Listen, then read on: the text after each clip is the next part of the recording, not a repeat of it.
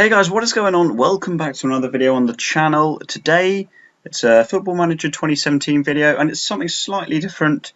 I'm bringing you what I think is a very effective tactic for lower league football. For example, probably leagues 1, 2 and below that, or second division sides in foreign leagues.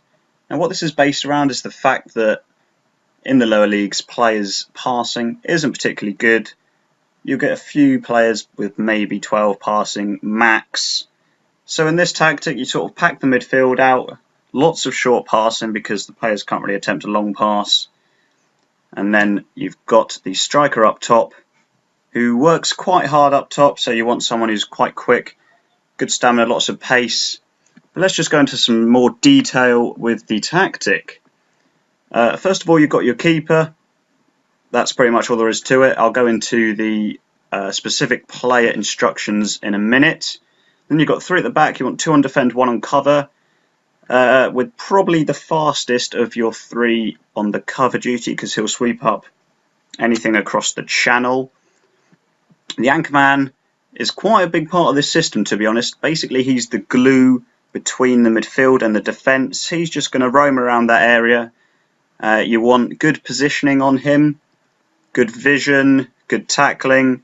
You want a pretty physical player in there. He's going to pick up yellows and the odd red, but that's part and parcel of his job. Now the 5 in the midfield is a big part of the tactic.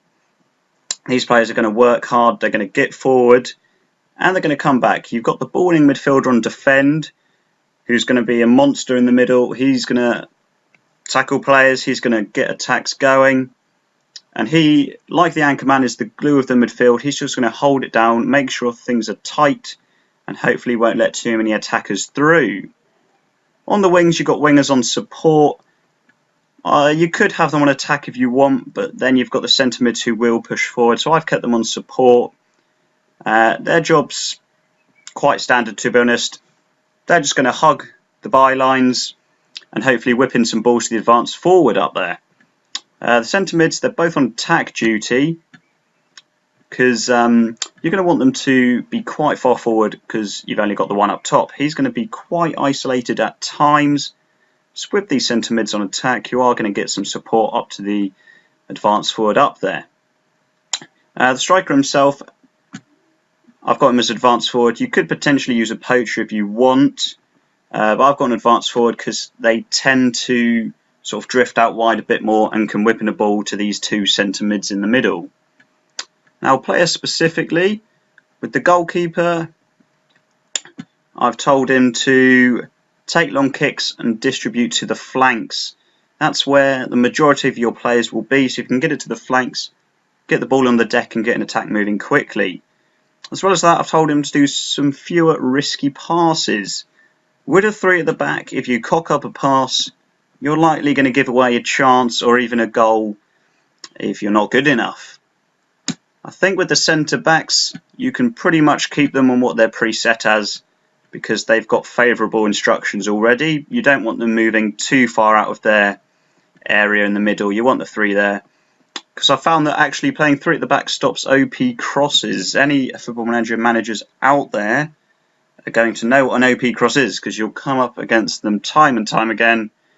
And there's not often an effective way to stop it, but I think having 3 at the back does reduce the risk of that OP cross. And the anchorman's instructions, I just kept as the preset once again because basically you just want him to roam around and take people out, pretty much. That's how it is. Ball winning midfielder, you want him to, preset already. Honestly, you don't want too many specific instructions because you don't want to complicate things too much. But on centre mid attacks, I'm telling them to roam from position. You can easily allow them to do this because they can have a bit of creative flair about them. They can roam around in that 5 in midfield. That doesn't bother me. If you've got centre mids with some decent vision or flair, let them do their thing because they can be imperative to your title challenge. Wingers, kept them as preset. Not much more has to be said about them. They know their job. keep the byline, whipping a ball for the advanced forward who's lurking up top.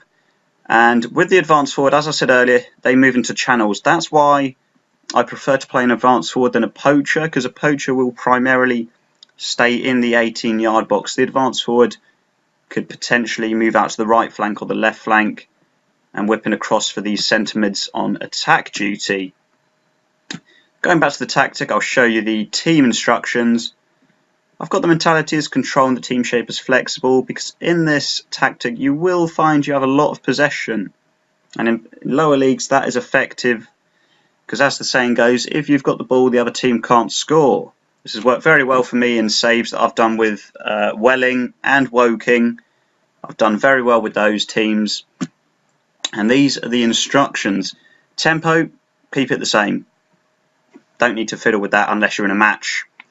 Width, despite the 5 in midfield, I've said fairly narrow, because if you do put it to wide, what you'll find is the wingers will go so far up and so wide that your centre mids don't have the passing ability to actually pass them.